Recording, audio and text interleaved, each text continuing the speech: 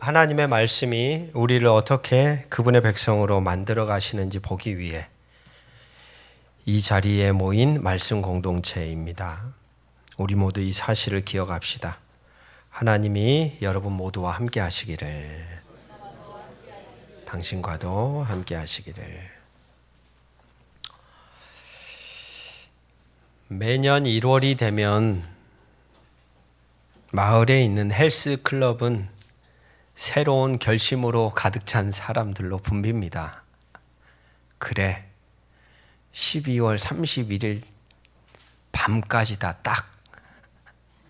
그때까지 먹을 거 왕창 먹고 내일부터는 무조건 아주 자신만만한 마음을 가득 머금고 자기 몸에 균형 잡힌 사진도 여기저기 붙여놓고 이것도 해보고 저것도 해보고, 다들 그런 마음으로 그 자리에 가는 모습들을 많이 보지요. 딱 3개월입니다. 3개월만 지나면 그 많던 사람들이 하나 둘 사라집니다. 그리고 그 헬스장은 한산해지지요. 뭐 비슷한 그런 것도 있습니다. 큰맘 먹고 샀는데 먼지만 쌓여가는 기타. 그래, 올해는 고전도 몇 권 읽어봐야지 해서 마음 먹고 주문해 놓은 묵직한 고전책, 먼지가 수북히 쌓여 있고. 참 우리의 첫 마음은 시간이 지나면서 참 쉽게 식어버립니다. 여러분은 오늘 올해 딱 반이 지나왔는데 어떠신가요? 안타깝게도 우리의 신앙생활도 그럴 때가 참 많은 것 같습니다.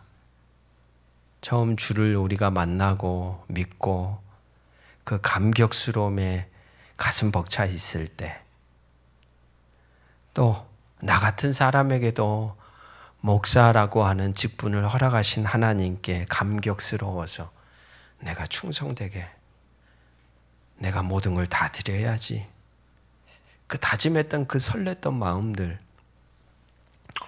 시간의 흐름 속에 어느덧 무뎌지고 습관과 형식만 남은 제 자신을 발견하며 때때로 낙심하기도 하죠. 여러분, 오늘 우리가 읽은 본문은 이스라엘의 역사상 가장 뜨거운 헌신, 감격이 폭발했던 한 자리입니다. 그런데 그 자리에서 이 위대한 지도자 다윗은 그 감격의 절정의 자리에서 그가 뭐라고 했는지 오늘 말씀을 통해 좀 주목해 보고 싶습니다. 딱 한 문장으로 이 이야기를 다윗은 선언하고 있죠. 우리 같이 한번 따라해 볼까요? 하나님, 이 마음을 지켜주소서. 이 기도를 드린다는 거예요. 가장 클라이막스, 가장 영광스럽고 가장 찬란하고 가장 어떻게 보면 자기 존재가 높여져야 할 그 자리에 딱 서 있는데 다윗은 딱 이 한 기도를 드리는 거예요. 하나님, 이 마음을 지켜주십시오. 오늘 말씀을 통해 하나님이 기뻐하시는 마음은 뭘까? 그 마음의 불씨를 우리는 어떻게 지켜갈 수 있을까?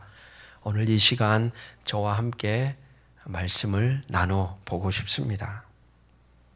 오늘 본문 9절을 보면 놀라운 장면이 나오죠. 백성들이 넘치는 예물을 드리면서 심히 기뻐했다. 재산을 내놓고 슬프거나 아까운 게 아니라 오히려 기쁨이 넘쳤다라고 기록합니다. 헌신이 노동이나 의무가 아닌 축제와 감격이 되었다고 기록하고 있습니다. 여러분, 이 기쁨의 원천은 무엇이었을까요?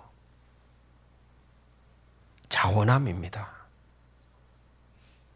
누가 떠밀어서가 아니라 자기들 존재 안에 채워져 있는 뭔가로 충만하게 가득 차 있는 이 하늘의 마음이 다윗에게도 백성들에게도 가득했다는 거예요. 6절과 9절은 반복해서 그들이 즐거이 들이대 성심으로 자원하여 드렸다 강조합니다. 마음 깊은 곳에서 우러나와 기꺼이 드렸기 때문입니다. 한 어머니가 두 아들에게 설거지를 부탁합니다. 첫째 아들은 마지못해 툴툴거리기 시작합니다. 아이, 바빠 죽겠구만.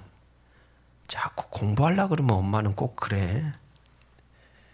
투덜거리면서 그릇 깨질 듯이 시끄럽게 설거지를 합니다.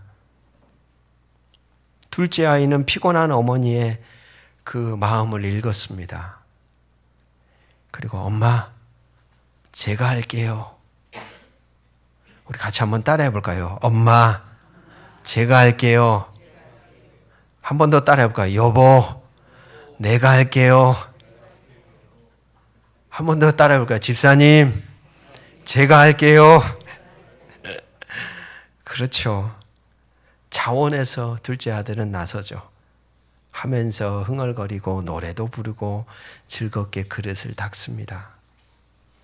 결과는 똑같아요. 둘 다 설거지라는 똑같은 행동을 했습니다. 하지만 지켜보고 있던 어머니의 마음은 달랐죠. 둘째 아이의 그 모습에 위로를 얻었을 겁니다. 그래, 더 사랑스럽겠죠.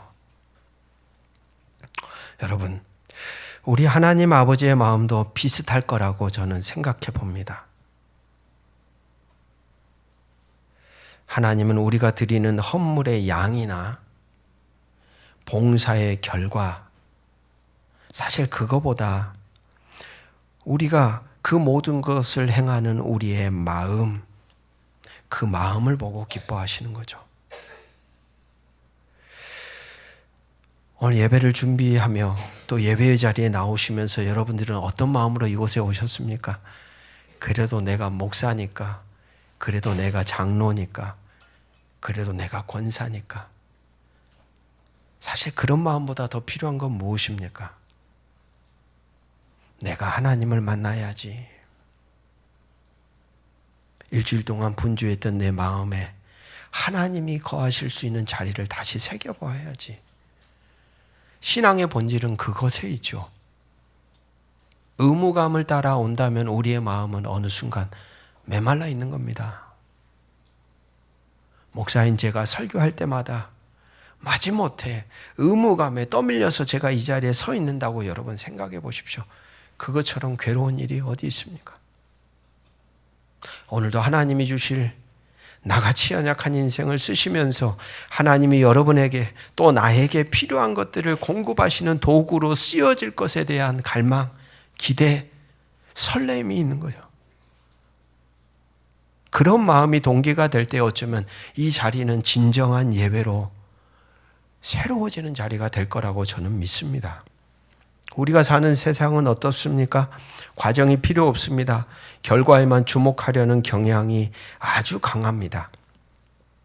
그래서 그 과정이 얼마나 비인격적이고 이기적이었는지는 묻지 않고 좋은 결과만 나오면 우리는 박수를 보내죠. 효율, 성과가 신이 된 세상을 우리는 살고 있습니다. 성도 여러분, 하나님의 삶을 바라보는 시선은 세상과는 정반대입니다. 똑같은 깨끗한 그릇이라는 결과물, 하지만 똑같이 평가되지는 않습니다. 어떤 과정에서 만들어진 결과이느냐에 따라 하나님의 평가는 달라집니다. 우리의 섬김, 우리의 사랑, 우리의 희생, 이 모든 것이 마지못해 하는 의무가 아니라 기쁨으로 동참하는 자원함이 될 때 그곳을 하나님이 기뻐하시고 그 자리에 선 우리 자신 또한 살아난다는 겁니다. 여러분, 우리에게 그런 은혜가 있기를 주의 이름으로 축복합니다. 그렇게 생각해 본다면 우리 안에 자원하는 마음이 항상 있을 수가 없죠. 사람은 계속 요동치잖아요. 그런 마음이 사라져 버렸을 때, 그래서 지금 내가 무언가를 행하는 것도 몹시 불편한 상태에서도 우리는 말씀의 가르침을 따라 무조건적인 순종의 결과물을 만들어야만 한다고 여러분 자신을 다그쳐서는 안 됩니다. 도리어 우리는 그런 상태에 서 있는 나를 좀 섬세하고 자세하고 예민하게 살펴보아야 합니다. 내 마음을 잘 돌봐야 되는 거예요. 보살펴야 한다는 말이에요. 왜 나는 이것이 불편하지? 왜 나는 이것이 어렵지? 자신의 감정과 생각을 멈춰서서 생각해 보아야 한다는 말입니다. 늘 자주 말씀드리죠. 자기 존재 소리를 덮어버리거나 무시해버리거나 때로는 아예 듣지 못한 채로 살아가는 사람들은 기억하십시오. 언젠가 도저히 자기가 감당할 수 없는 거대한 자신의 모습 앞에서 와르르르 무너집니다. 순식간에 넘어가게 돼 있어요. 즉 자기 자신을 알아차리는 것이 너무 중요하다는 이야기입니다. 자기를 보지 못하는 것은 자기를 사랑할 수 없다는 것이고, 당연히 어떤 대상을 사랑하는 것은 역시 무리겠지요. 사람은 기계가 아닙니다. 사람은 엄연한 지정의를 가진 아주 복합적인 존재입니다. 내 상태가 순종할 수 없는 상태라면 우리 존재를 깊이 들여다보고 자기를 인정하고 끌어안아 주어야 합니다. 그런 자기 존재의 연약함을 품고 우리는 어떤 일을 행하는 존재가 아니라 하나님의 위로를 구하는 자로 나아가는 것이, 같이 한번 따라해 봅시다, 우선입니다. 그게 우선입니다. 그럴 때는 멈춰야 돼요. 일이 중요한 게 아니에요. 내 존재가 숨 쉬는 게 먼저예요. 교우들에게 부탁드립니다. 우리가 마땅히 해야 할 일, 의무에 밀려 자기 존재를 보살피는 것을 소홀히 하지 않으셨으면 좋겠습니다. 내가 숨 쉬어야 남에게도 숨을 쉬게 할 수 있죠. 내가 기뻐해야 남에게도 기쁨이 흘러가죠. 내가 충만해야 내가 행하는 모든 삶의 흔적 역시 하나님의 것으로 충만한 흔적들이 만들어져 갑니다. 가치 있는 것들에 대한 태도라는 책에 이런 내용의 글이 있습니다. 기쁨 없이 드리는 예배, 기쁨 없이 하는 봉사, 기쁨 없이 행하는 선행은 하나님과 아무 상관이 없습니다. 그것은 자기의 의를 세우는 행위일 따름입니다. 그렇기에 우리는 물어야 합니다. 나는 기쁨을 누리고 있는가? 만약 그렇지 않다면 억지로 기쁜 채 할 것이 아니라 내 마음의 기쁨을 앗아간 것이 무엇인지 살펴야 합니다. 병든 자아, 무뎌진 영혼, 그릇된 욕망이 내 영혼의 샘을 막고 있는 것은 아닌지 정직하게 대면해야 합니다. 같이 한번 선포해 봅시다. 기쁨의 회복은 거기서부터 시작됩니다. 할렐루야. 그렇다면 이토록 귀한 자원하는 마음은 어디에서 오는 것일까요? 자원하는 마음으로 해야지. 체면을 건다고 그렇게 되지 않습니다. 쥐어짠다고 생겨나는 마음은 아니지요. 다윗의 기도에서 우리는 그 뿌리가 단순한 다윗의 겸손함을 넘어서서 하나님이 누구이시며 내가 누구인지를 아는 바른 알매 있음을 발견합니다. 하나님이 누구시며 내가 누구인지를 바로 아는 것. 다윗은 지금 이스라엘 역사상 가장 영광스러운 순간, 자신의 리더십이 절정에 달한 순간에 서 있습니다. 내가 이렇게 힘을 다해 준비했고 내가 왕으로서 이렇게 본을 보였더니 백성들이 따랐다라고 자랑할 수 있습니다. 그러나 그의 시선은 자신 또는 백성에게 있지 않습니다. 그 자신은 자신을 압도하는 더 크고 위대하신 하나님을 향해 있습니다. 그의 기도에 귀를 기울여 보십시오. 11절 12절에 여호와여 위대하심과 권능과 영광과 승리와 위엄이 다 주께 속하여 싸우니 부와 귀가 주께로 말미암고 또 주는 만물의 주제가 되시오니. 그는 지금 거대한 창조주 하나님 앞에 먼지 같은 한 인간으로 서 있습니다. 그리고 그 하나님의 측량할 수 없는 은혜에 압도당하여 이렇게 부르짖습니다. 14절에 나와 내 백성이 무엇이기에? 이렇게 말하는 거죠. 하나님 도대체 내가 뭐라고? 우리 백성이 뭐라고 이 영광스러운 자리에 서게 하셨습니까? 이해할 수 없는 은혜 앞에서 터져 나오는 감격의 탄성입니다.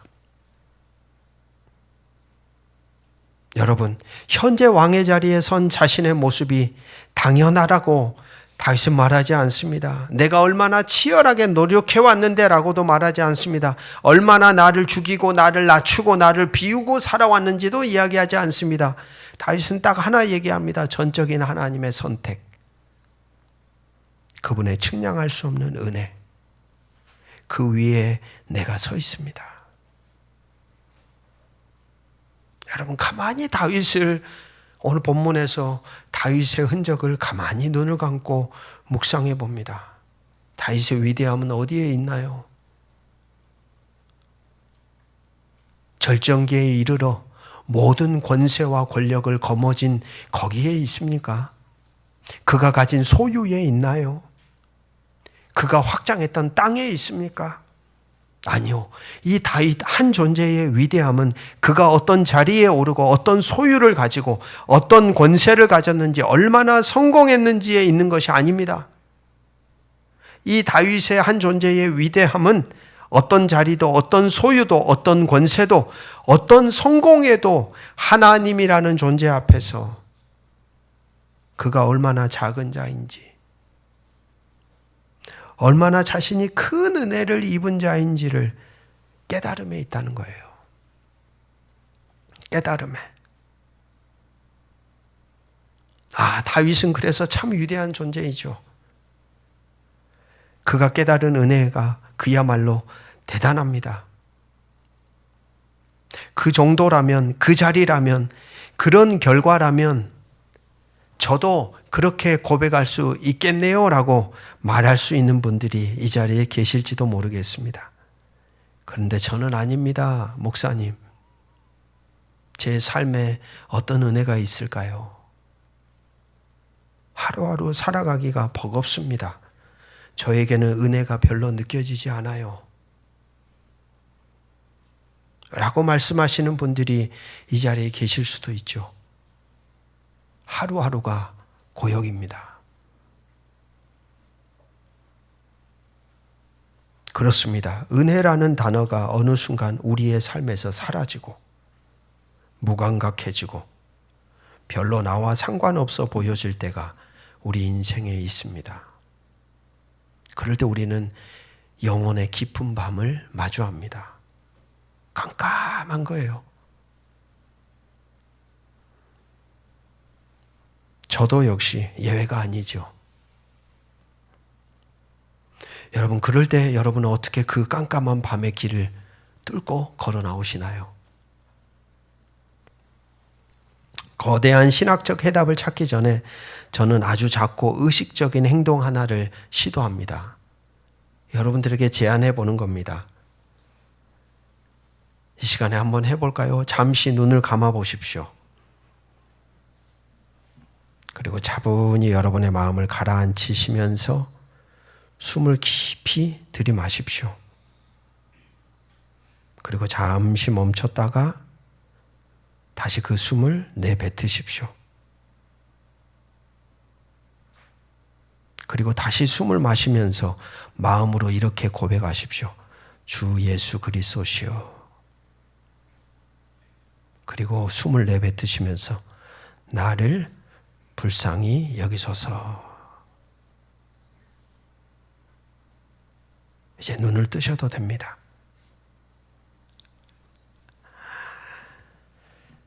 여러분, 그러니까요, 때때로 인생을 살다 보면 여러분, 우리가 서 있는 환경과 상황과 문제가 내 삶에 아무런 은혜가 없다고 여겨지게 만들 때가 있어요. 죽겠습니다. 저에게도 그런 마음이 느껴지는 순간들이 있거든요. 그럴 때 저는 조용히 눈을 감고 방금과 같은 의식적인 행동을 합니다. 조용히 숨을 들이마셔요. 다시 내쉬어요. 어떤 사람에게 산소 공급이 중단되거나 숨이 쉬어지지 않은 분 아무도 없습니다. 늘 한결같습니다. 늘 발딛고 살아가는 삶의 자리에 공기는 넘쳐납니다. 당연합니다. 그 당연함을 유지하기 위해 온 지구 세계의 우주 만물이 지금도 정해진 규칙과 원리를 따라 움직이고 있습니다. 우리는 그것을 하나님이 다스린다라고 표현하죠. 여러분, 다윗에게만 은혜가 부어지는 것은 아니라는 말을 드리고 싶은 겁니다. 우리 모두에게도 하나님은 생명의 호흡을 은혜로 공급합니다. 어떤 이의 책에 이런 글이 있습니다. 기적은 놀라운 현상이라기보다 세상을 보는 새로운 눈입니다. 매일 아침 해가 떠오르고 숨을 쉬고 길을 걷고 사람을 만나 이야기를 나누는 이 모든 나날이 기적이 아니고 무엇이겠습니까? 우리는 너무 많은 것을 당연하게 여기며 살아갑니다. 그래서 감사를 잃어버립니다. 오늘 아침에도 저는 가족들과 식사를 하고 마주하며 식탁 테이블에 앉아 있으면서 두 딸의 대화를 가만히 바라보는데 제 마음이 얼마나 감사했는지 모릅니다. 은총이구나. 당연한 게 없구나. 싸우는 소리도, 부딪히는 소리도, 웃는 소리도 여러분 감사한 거예요. 은총이라는 건 이미 우리의 모든 인생 안에 지금도 강물처럼 흐르고 있습니다. 할렐루야. 근데 우리가 시선을 돌리질 못하는 거예요. 우리의 눈이 다른 것에 딱 묶여 있는 거예요. 시인 라이너 마리아 릴케는 이런 말을 합니다. 오래된 것들을 새롭게 보고 일상적인 것들에서 영혼을 본다. 은혜에 압도된 마음이란 바로 이 일상의 기적을 볼 수 있는 마음입니다. 당연한 것들 속에 숨겨진 하나님의 손길을 느끼고 감탄하는 마음이에요. 어쩌면 오늘 우리는 그 마음을 회복해야 합니다. 당연하다 여기는 것들 속에서 하나님의 은혜가 지금도 흐르고 있구나. 호흡 하나 숨 쉬는 것도 여러분 얼마나 감격스러운지 모르겠어요. 깊이 숨을 들이마시고 내쉬는 이 행위는 당연하죠. 근데 과연 이게 당연한 것입니까? 하나님의 은혜죠.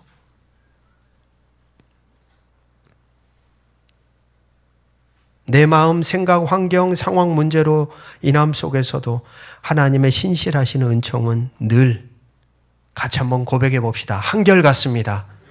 한 번 더 선포합시다. 신실합니다. 믿으십니까? 다 사라져도 여러분 이 진리를 꼭 기억하십시오. 아니야. 한결같아. 그분의 사랑은 변함이 없어.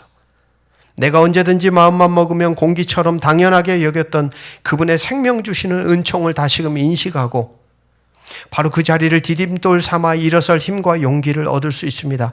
여러분 다 변하지요. 사람도 환경도 소유도 자리도 내가 높아져서 은혜를 입은 게 아닙니다. 내가 낮아졌다고 은혜가 사라진 것도 아닙니다. 내가 문제가 없다고 은혜 입은 게 아닙니다. 내가 문제가 많다고 해서 은혜가 없는 것도 아닙니다.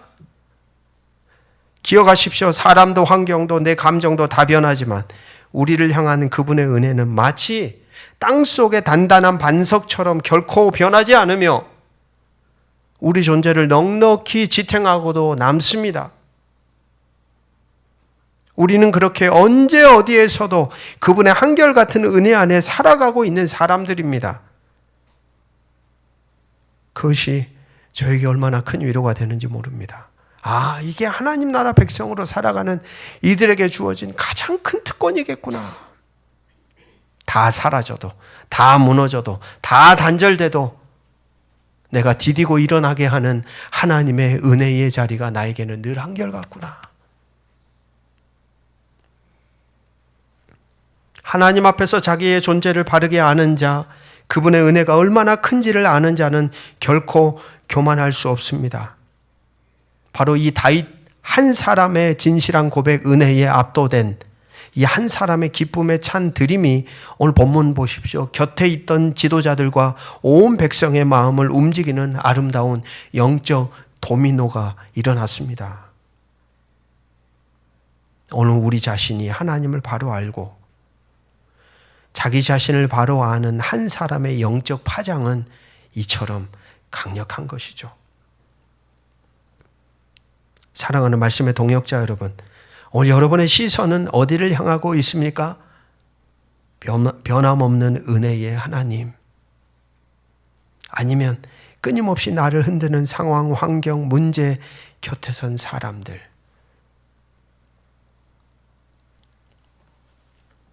두 가지를 나누었습니다. 자원하는 마음, 은혜에 압도된 사람. 하지만 이것만으로는 부족합니다, 여러분. 왜냐하면 우리가 너무 연약하기 때문이죠. 바닷가에서 모닥불을 피워본 적이 있으신가요? 처음에는 장작을 모아 불을 활활 붙입니다. 이것이 어쩌면 우리의 첫 열정과도 같지요. 그러나 거센 바닷바람이 불어오면 불씨는 금방이라도 꺼질 듯 위태로워집니다. 그러면 우리는 두 손으로 바람을 막아보려고 애를 쓰죠. 하지만 언제까지 그럴 수 있을까요? 결국 우리의 두 손은 지치고 결국 불은 사그라들고 맙니다. 가장 지혜로운 사람은 어떻게 할까요? 바람을 막아줄 큰 바위 뒤에 모닥불을 피우거나 돌담을 쌓아 바람막이를 만듭니다.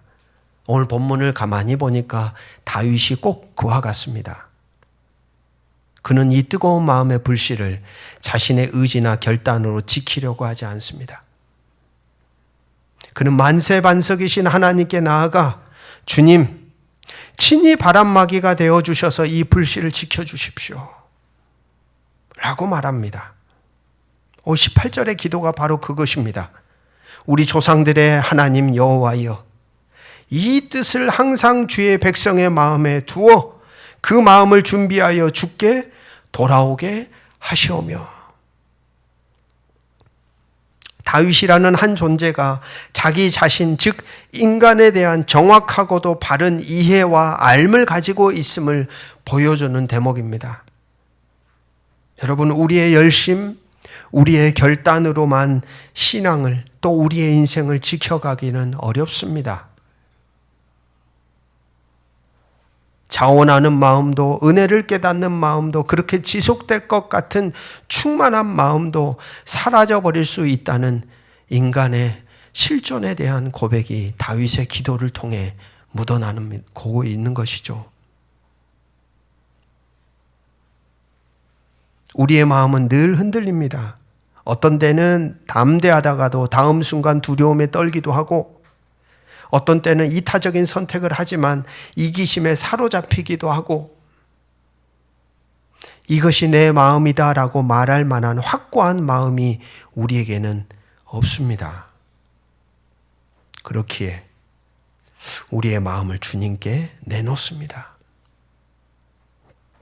주님의 마음에 조율되지 않으면 우리는 수시로 어둠의 일에 이끌립니다. 구멍투성이인 우리의 마음을 고쳐주시고 주님의 마음을 우리 속에 심어달라고 우리도 다윗처럼 기도해야 할 이유가 거기에 있습니다. 사랑하는 말씀의 동역자 여러분, 자기를 바로 아는 이들은 하나님의 은혜를 구합니다. 아, 내가 내 인생을 지탱할 수 없는 거였구나. 저와 여러분이 그런 존재가 되어져 가기를 주의 이름으로 축복합니다. 내 연약함을 수시로 만나십시오. 마주하십시오. 직면하십시오. 너무 여러분 자신을 자책하지 마십시오. 그러기에 우리는 하나님께 기도하는 겁니다. 하나님 나를 붙들어 달라고. 하나님, 저는 사람입니다. 저는 마음이 아침 저녁이 다릅니다. 환경 상황 따라 중심도 영향을 받습니다. 그러니까 저를 믿지 마시고 같이 한번 고백해 봅시다. 저를 붙잡아 주십시오. 제 마음과 생각과 제 삶을 붙들어 주십시오. 저도 이런 저를 믿을 수가 없습니다. 이런 연약한 저를 놓지 말아 주십시오. 신앙의 여정은 강한 의지로 버티는 것이 아니라 바로 우리의 실존적인 연약함에 기도를 매일 드리는 것입니다. 내 약함을 알고 마주하고 인식하고서 나보다 크고 넓으신 하나님의 그 품 안에 거하는 겁니다. 사랑하는 말씀의 동역자 여러분, 우리 안에 사랑의 기쁨을 잃으셨습니까? 섬김과 희생의 기쁨을 잃어버리셨습니까? 감사보다 불평이 앞서신가요? 오늘 다윗처럼 방금 우리가 고백한 것처럼 하나님 앞에 정직하게 엎드리십시오. 하나님, 이 연약한 마음 그대로 주께 가져갑니다.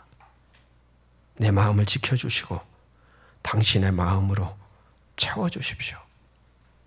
이 솔직한 의탁의 기도가 메말라버린 우리 영혼에 다시금 하늘의 기쁨을 샘솟게 하는 길이 될 것입니다. 이 시간 찬송가 149장 1절 찬양하시고 성찬의 자리에 함께 하시겠습니다.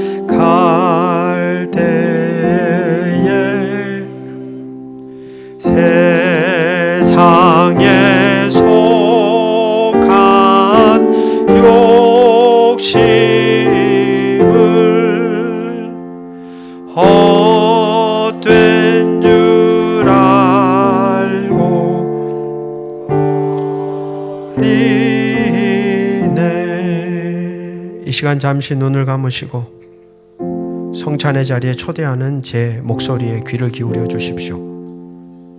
여러분, 이 자리는 넉넉한 품입니다. 내 마음 안에 가득 찬 죄, 내 안에 무너진 실패의 자리, 말씀으로 비춰볼 때 내 안에 초라한 모습들 다 괜찮습니다. 믿음의 연약함으로 무너진 것조차도 다 괜찮습니다. 이 자리는 넉넉한 하나님의 풍성한 사랑의 품입니다. 스스로의 힘으로 설 수 없는 이들을, 마음의 기쁨을 잃어버린 이들을 오늘 하나님은 너무나도 분명하고도 정확한 이 자리에서 우리를 부릅니다. 우리의 어떠함과 상관없이 한결같은 당신의 품으로 우리를 초대하시는 하나님의 손길이 바로 여기입니다. 모든 것이 무너져 내리는 순간에도 우리가 마지막으로 딛고 일어설 반석이 되어주시는 그분의 사랑이 오늘 이 식탁 위에 차려져 있습니다. 이 시간 잠시 눈을 감고 이 고요한 침묵 속에 우리를 부르시고 우리를 향해 손을 펼치시는 하나님의 음성과 하나님의 모습에 귀를 기울이며 함께 침묵으로 서겠습니다.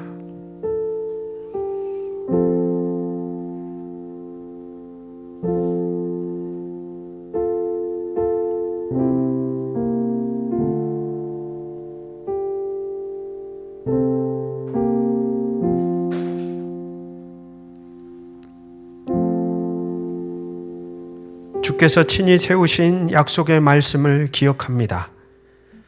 주 예수께서 잡히시던 밤에 떡을 가지사 축사하시고 떼어 이르시되 이것은 너희를 위하는 내 몸이니, 이것은 너희를 위하는 내 몸이니 이것을 행하여 나를 기념하라 하시고 식후에 또한 그와 같이 잔을 가지시고 이르시되 이 잔은 내 피로 세운 새 언약이니 이것을 행하여 마실 때마다 나를 기념하라 하셨습니다. 오늘 우리는 그 말씀을 붙잡고 떡과 잔을 나눕니다. 이 자리 가운데 우리를 만나주시고 우리를 채워주시고 우리를 하늘의 양식으로 충만하게 하옵소서. 성찬위원은 나와주십시오. 함께 떡을 나누겠습니다. 이 떡은 우리를 위해 깨어진 주님의 몸, 우리의 깨어짐 속에서 온전한 사랑이 되신 증거입니다. 주 예수 그리스도를 나의 구주, 나의 왕, 나의 하나님으로 고백하는 이들, 이 시간 이 생명의 떡을 함께 받겠습니다. 떡을 받으신 후 잠시 자리에 앉으셔서 침묵하며 우리를 다시 일으키시는 주님의 손길을 함께 묵상합시다.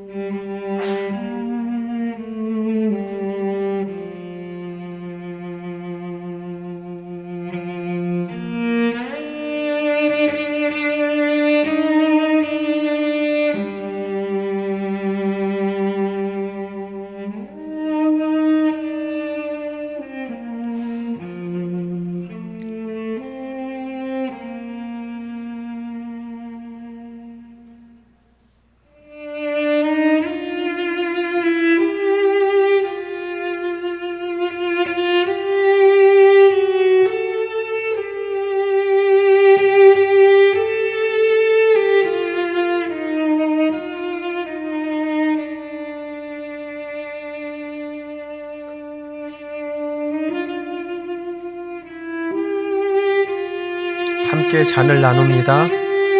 이 잔은 우리를 위해 흘리신 언약의 피, 우리의 어떠한 실패와 좌절로도 끊을 수 없는 하나님의 신실하심이 담겨진 약속입니다. 이 시간 다 함께 이 은혜의 잔을 받겠습니다. 잔을 받으신 후 다시 한번 침묵하며 우리를 향한 하나님의 그 충만한 사랑, 그 품 안에서 우리 모두가 위로를 얻으시기를 바랍니다.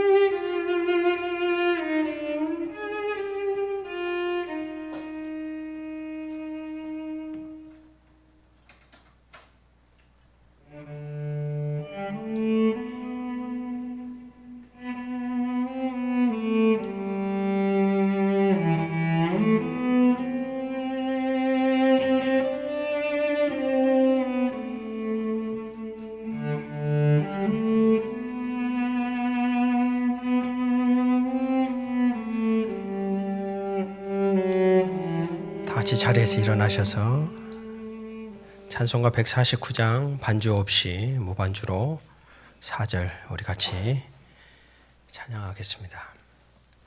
온 세상 만물 가져도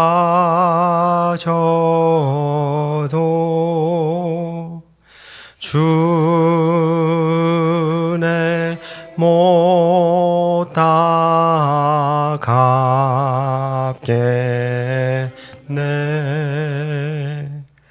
놀라운 사랑 받은 나 몸으로 재물 삼게 했네. 잠시 침묵으로 우리 같이 기도합니다.